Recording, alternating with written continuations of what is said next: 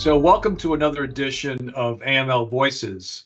I'm very happy today to have Shannon Frontanes from uh, Thomson Reuters Special Services. And Shannon's, besides the work she's doing with her various clients, has a master's in museum studies with a specialization in provenance research from Johns Hopkins, which tells you a lot about obviously what she's passionate about besides her day-to-day work, and that is the space of dealing with arts and antiquities. That's something that our community, the AML community, in the past several years has become aware of.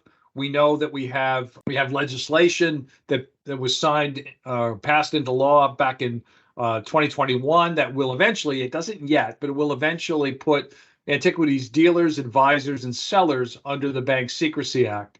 We also know that the art industry is the subject of a Treasury report that said that art can be misused for illicit gains through money laundering or financial crime. But at this point in time, by the Treasury, it's not a priority in terms of regulation, but could eventually become that. So this becomes an area for AML professionals to have an understanding of why this is important, what we can do. And Shannon's going to spend some time with us today to walk us through some of that. So let me start with this, Shannon, and that is the definition of provenance. I mean, it's something that I know very little bit about, more than I did before. But if you could define those terms for us, and then obviously have some follow-ups for you.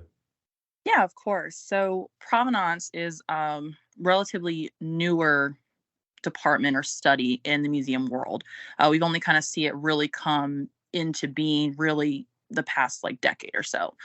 So what provenance research is essentially the study of an object's ownership history from the time of its creation to present day. Oh, okay. All right. Yeah, that's short and sweet. No, that's extremely helpful. So one of the things that we're grappling with, when I say we, I mean the AML community, to try to better understand this, is sort of set the stage for us why this is a problem, why this is a challenge, not provenance, but why it's a problem that cultural artifacts, we know when they're being destroyed, and that obviously harms the legacy of countries going back centuries, of course, but when they're being used by cartels, terrorists, or what have you. So to walk us through why this has become an issue that's front and center with many in the AML community based on your research and your work. Sure. So we've seen some kind of examples of it that we've seen with looting, and obviously the looting and illegal trafficking of antiquities has always been a problem.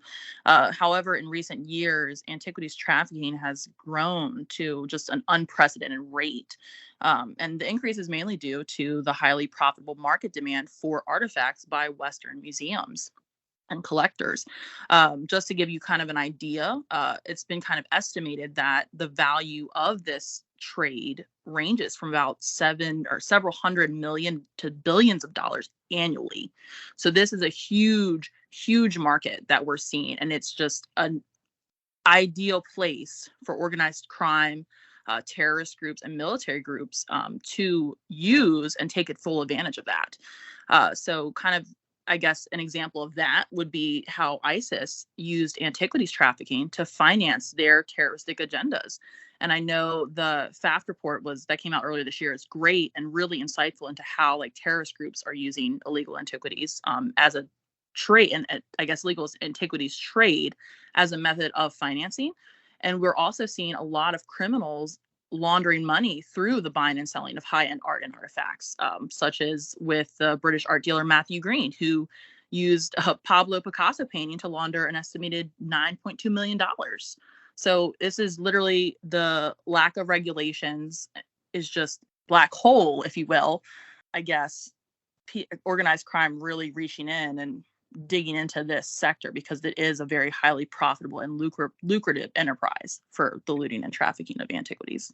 Explain that Pablo Picasso example in terms of the laundering of it. How does that work? Is it similar sort of trade-based money laundering where the value is since the value is sort of, well, I would argue sort of subjective. And so the purchase and sale. So give us that as an example to the non-experts like me and others are, that how they launder money through the use of something like that. For this one, this was just a piece in a huge $50 million, I guess, illicit money laundering scam. So they used the Picasso to obviously launder illegal funds through this art, and actually tried to sell it to an institution, a museum in the UK. Right. And how they're doing it is because, obviously art is subjective, so they're not going to have a set value every time. But if they break it down by artifacts and artworks, I mean, you can amass a huge amount of illicit funds in a more legal sense, if that makes sense. Okay. Yeah. So let's talk about the museum. So we know that in the AML world, the concept of knowing your customer, in some cases knowing your customer's customer, is sort of front and center. So understanding it. So when those of us in that world, we're used to trying to determine source of funds, that sort of thing. Museums, a bit different, right? So how do they assess the sources for artifacts that they are given or they purchase? And is there a standard of any sort? Yeah, great question. So most museums are, to a degree, self-regulated when it comes to the acquisition of art and artifacts.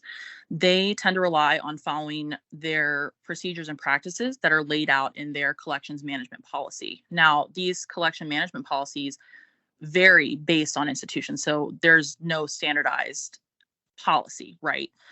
Additionally, they do tend to adhere, obviously, to accessioning guidelines established by the American Alliance of Museums, the International Council of Museums, obviously international and domestic laws and regulations, and more importantly, the UNESCO 1970 Convention, which involves the prohibiting and preventing of the illicit import, export, and transfer of ownership of cultural property. Now, with that being said, the level of due diligence to which a museum will adhere to is very much decided in-house. There is not, as I said before, a true standardization or consensus by museums on how to best conduct due diligence or the provenance research of an object. So some aspects, sorry, go ahead. No, go ahead. Sorry, finish up, please. No, you're good. Some aspects of assessment and investigation into the object's history can be by examining legal documents, insurance documents, import-export, custom forms, inventories, correspondence, and most museums do tend to do a physical examination of an object as well for indications of damage due to illegal excavation techniques or looting or suspicious restoration that has been done to the object. But the problem that we're seeing is museums don't really tend to investigate thoroughly the object's seller and or donor and their dealings. So as we know from the art and antiquities world, there tends to be a level of trust that's extended to sellers like auction houses and art dealers who have established a rapport with these institutions over the years, which is extremely problematic because unfortunately we've seen several scandals within recent years that these criminal actors are dealing in illegally trafficked artifacts. One example that kind of just comes to mind is the smuggling ring run by Subhash Kapoor, who was a very prominent New York art dealer. And he led a huge ring of antiquity smuggling from 2011 to 2022 specifically out of Asia. He smuggled roughly about 2,600 objects from India, Cambodia, and several other countries in Asia with an estimated value of $107 million, which proves the point that in-depth due diligence cannot be neglected by these institutions. It needs to be applied to not only the object history, but the owners and dealers as well, so the institutions know exactly who they're dealing with. When the museums are criticized or even potentially prosecuted, what is their defense about not having more due diligence about determining the source? What is their argument, if maybe that's the wrong word, but what is their response? Because I've seen some things in the trade press, and I can recall, 30 years ago, the banks sort of saying the same thing when regulations first began. Hey, we're not law enforcement. We're a business, or I guess the museums say they're not for profit, and we don't have the resources to do all this. What sort of response or arguments do they make when people like yourself and others like us in the community say, hey, look, this is being used for the movement of illicit funds, for money laundering, for all sorts of ways to enable financial crime, and more needs to be done here. And they turn around and say what? In my experience, I've seen a lot of situations to where they'll fall back on the regulations. Oh, well, we're not, to your point, law enforcement, we're not needing to do these kind of regulations. Like, there's no specific regulation and check for this that requires us to do this. I've also seen the financial aspect of, oh, we didn't have the money to hire a provenance researcher. And I've even seen the third one, which I just kind of laugh about, how, oh, we did our due diligence and nothing suspicious came up, which, I'm sorry. Right. If you acknowledge that if you're looking at something that's a very priceless artifact, I mean, you have to do an extra level of due diligence. You need to really dig in deep and make sure that object, that artifact, has been legally obtained and is legally owned by the entity or person who's selling it to you. And that one just always kind of makes me just laugh. Like, did you really do that extra in-depth look? Did you really hire a provenance researcher to really dive into these? Like, because provenance researchers, this is what they're here for. This is what a big part of their job is, to really dive in and dig and find out exactly the history of this object, who owned this object, and if it could have been looted, if it could have been stolen.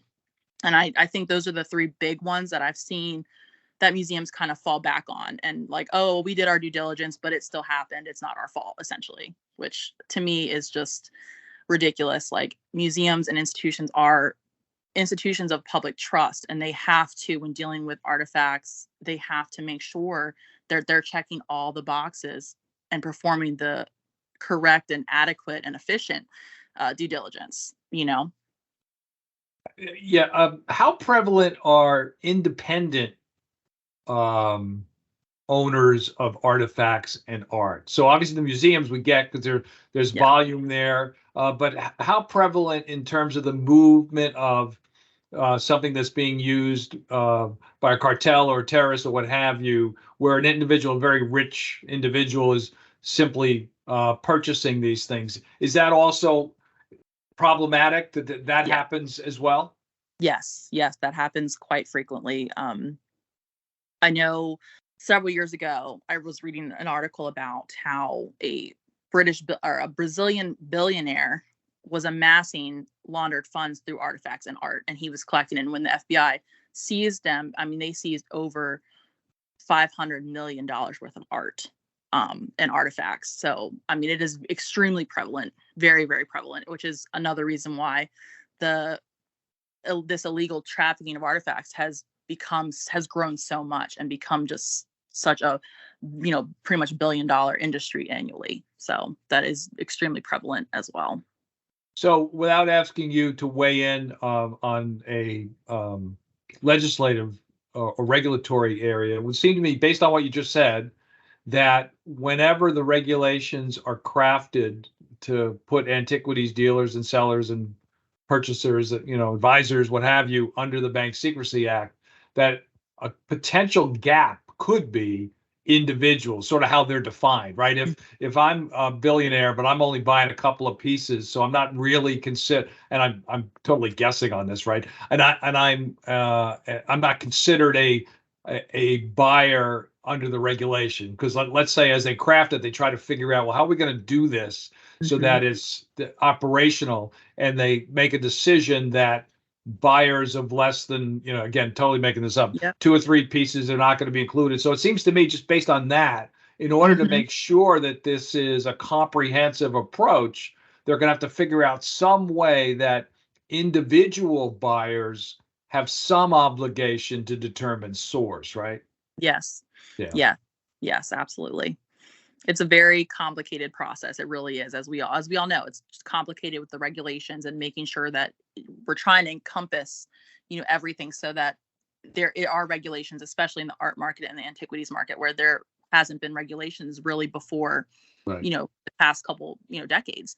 So that's definitely something that needs to be thought through, and it will create, if it's not thought through, I guess, effectively, it could create a gap to where, you're coming through with people buying, one or two pieces over here, and then a couple years later, another couple pieces, and it's not hitting the radar. It's not going under radar, getting noticed. That makes sense.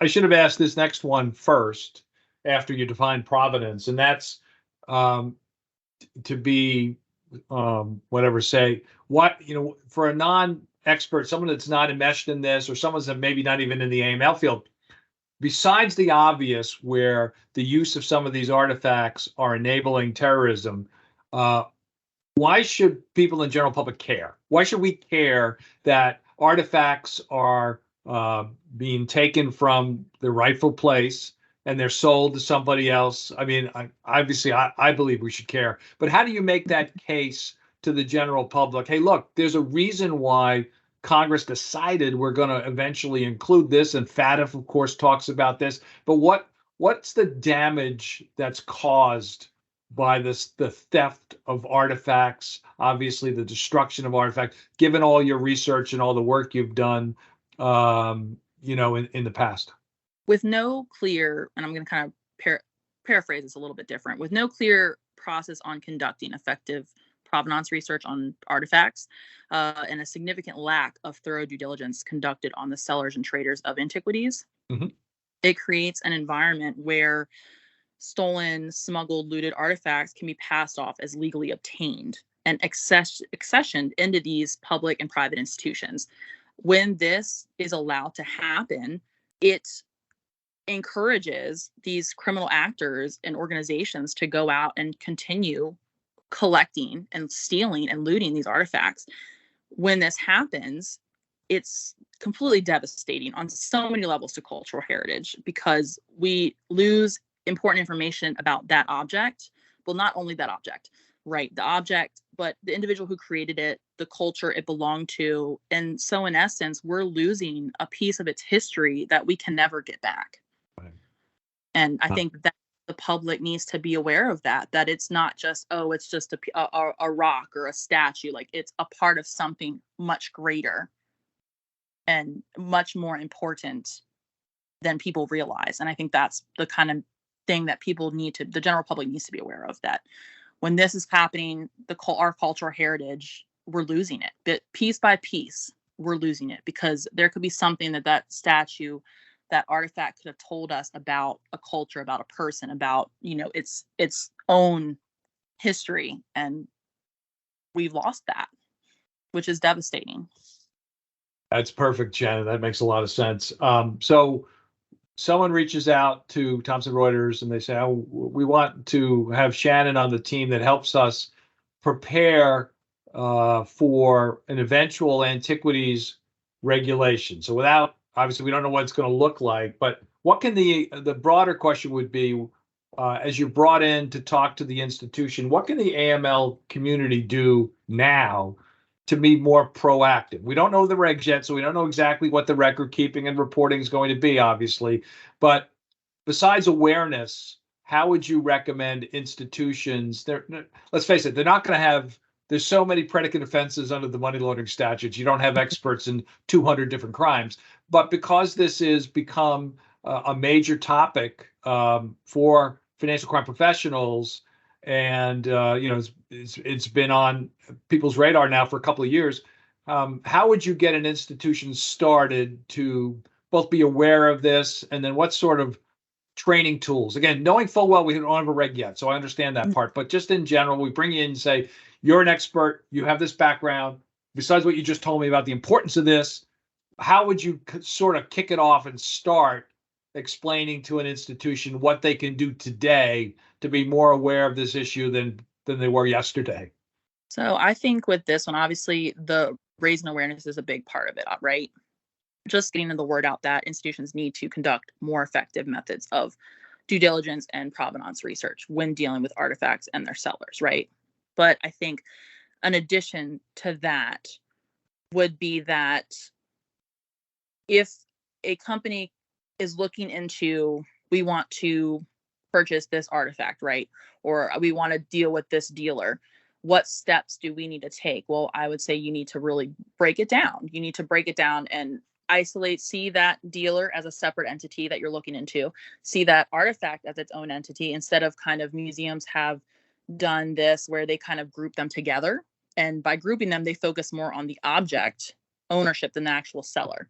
I think it needs to be broken down. I think that they need to be separated. And I think that the due diligence needs to be conducted on the seller, seeing who they're associated with, trying to figure out what kind of dealings they've done, what kind of companies or other entities they've worked with or worked for, and then obviously the object history. But I think some of the best ways to do that, like tools to use for that, are honestly really doing your open source research. There's so many databases out there that you can use to get additional information. There's so many research institutes, like the Getty Research Institute is great and has so many resources and databases that are very helpful in conducting provenance research for an artifact. There are also additional databases and articles provided by ICOM, the Looted Art Commission, Interpol, and IFAR. So there's just so many different tools that are out there that individuals and entities can use to become more aware of who they're working with and where their artifacts have been throughout history. So I don't think it's like a set in stone, because obviously each case will vary, but I think that it just needs to be, the overarching message is that you need to be diligent when it comes to looking into these entities and individuals and the objects. There are so many databases out there, and you just need to be aware and identify what you're looking based on case by case basis. Oh, that's great. Shannon, I'll get you out of here on this. We talked a bit about the response you get today from museums and art dealers. So the broader question is, given everything that's been elevated in terms of the public consciousness, and the Manhattan DA's office has prosecuted people, obviously internationally, it's a big issue. Your view on whether museums and art dealers are getting the message? Are they understand, not that they know there's going to be, but do they understand that they have more of an obligation, and not a regulatory, but it's more important for them now to be paying attention to this than they were before? Are they getting the message, do you think? I believe that museums are starting to understand the importance of conducting provenance research and extra due diligence, especially when we're starting to see larger, well-known institutions like the Metropolitan Museum of Art in New York hiring a team of provenance researchers, and they were looking in March, I believe, of this year, which a decade ago we could probably count on one hand how many museums staffed a full-time provenance researcher. I can only think of two at the top on the top of my head, and I think that a good rule for museums to think about is that if you're not certain of the due diligence that you're doing, of the research that you're doing, if you're not certain whether acquiring an artifact will be problematic or not, it's best not to acquire it. The risks of losing public trust and acquiring a trafficked artifact are not worth the museum's integrity. I think they are starting to understand that now, but it's taken us quite a long time to get to this point, and there's still a long way to go.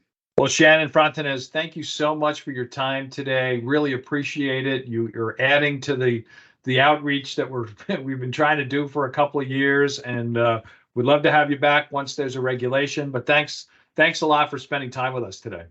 Thank you so much, John. I really did enjoy this, and it was a pleasure doing this podcast with you.